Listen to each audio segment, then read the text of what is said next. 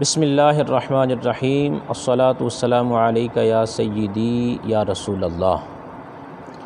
محترم ناظرین، حضور نبی کریم صلی اللہ علیہ وآلہ وسلم کا آخری نبی ہونا ایک قطعی عقیدہ ہے،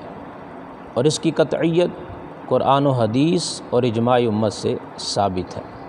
اللہ تبارک و تعالی قرآن پاک میں سورۃ الاحزاب آیت نمبر 40 کے اندر ارشاد فرماتا ہے، اعوذ باللہ من الشیطان الرجیم، ما کان محمد ابا احد من رجالکم ولکن رسول اللہ وخاتم النبیین وکان اللہ بکل شیء علیما۔ ارشاد فرمایا، محمد صلی اللہ علیہ وآلہ وسلم تم میں سے کسی مرد کے باپ نہیں ہیں، لیکن وہ اللہ کے رسول اور آخری نبی ہیں، اور اللہ ہر چیز سے باخبر ہے۔ اب یہ آیت مبارکہ کب نازل ہوئی؟ جب حضور نبی کریم صلی اللہ علیہ وآلہ وسلم کے منہ بولے بیٹے حضرت زید رضی اللہ تعالی عنہ نے حضرت زینب رضی اللہ تعالی عنہا کو طلاق دی، اور اس کے بعد حضور نبی کریم صلی اللہ علیہ وآلہ وسلم نے ان سے نکاح فرمایا، تو لوگوں نے باتیں کرنا شروع کر دیں کہ آپ صلی اللہ علیہ وآلہ وسلم نے اپنی بہو یعنی اپنے بیٹے کی بیوی سے نکاح کر لیا ہے۔ تو خالق کائنات نے اس آیت مبارکہ کو نازل فرما کر یہ بات واضح فرما دی کہ آپ صلی اللہ علیہ وآلہ وسلم کا ان سے نکاح کرنا، حضرت زینب رضی اللہ تعالی عنہا سے، یہ اپنے حقیقی بیٹے کی بیوی سے نکاح نے کیا، اور یہ منہ بولے بیٹے ہیں تو ان کے احکام وہ نہیں ہوں گے جو ایک حقیقی بیٹے کے ہوتے ہیں۔ اب اس آیت مبارکہ کے اندر 4 چیزوں کو بیان کیا گیا۔ نمبر 1، آپ صلی اللہ علیہ وآلہ وسلم کسی مرد کے باپ نہیں ہیں۔ نمبر 2، آپ اللہ کے رسول ہیں۔ نمبر 3، آپ آخری نبی ہیں۔ اور نمبر 4، اللہ ہر چیز سے باخبر ہے۔ اب جو پہلا حصہ ہے، حضرت زید رضی اللہ تعالی عنہ کے حوالے سے جو سوچ لوگوں کے ذہنوں میں آئی، خالق کائنات نے اس کو واضح فرما دیا کہ حضور نبی کریم صلی اللہ علیہ وآلہ وسلم کسی مرد کے باپ نہیں ہیں۔ عرب کے اندر اور اس کے علاوہ دیگر بھی یہ ایک سلسلہ چلتا تھا کہ جب بھی کوئی نبی دنیا سے تشریف لے کر جاتے تو ان کی اولاد میں سے کسی کو نبوت عطا کی جاتی، لیکن چونکہ حضور نبی کریم صلی اللہ علیہ وآلہ وسلم اللہ کے آخری نبی ہیں، اس لیے آپ کے جتنے بھی حقیقی بیٹے تھے وہ چھوٹی عمر میں ہی دنیا سے تشریف لے گئے، اور کوئی بھی جوانی کی عمر تک نہ پہنچا۔ اور بخاری شریف کے اندر یہ روایت موجود ہے، لو قضی ان یکون بعد محمد صلی اللہ علیہ وآلہ وسلم نبی عاش ابنہ ولیکن لا نبی بعدہ۔ حضرت ابن ابی اوفا فرماتے ہیں،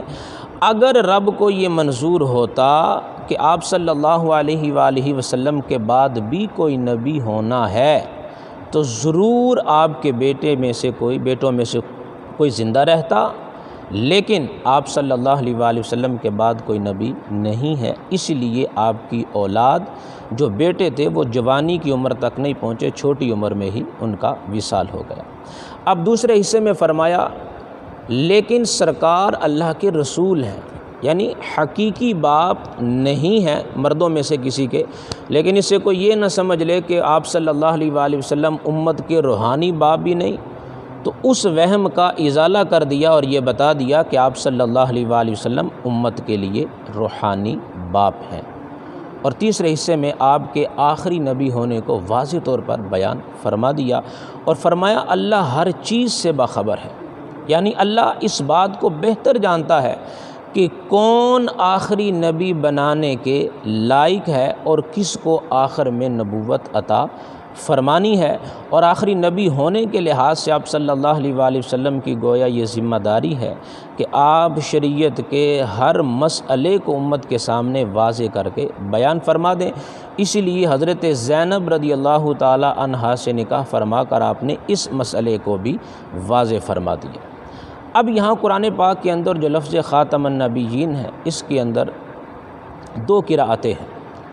خاتم تا کے فتحہ کے ساتھ بھی اس کو پڑھا گیا ہے اور خاتم تا کے کسرہ کے ساتھ بھی اس کو پڑھا گیا ہے۔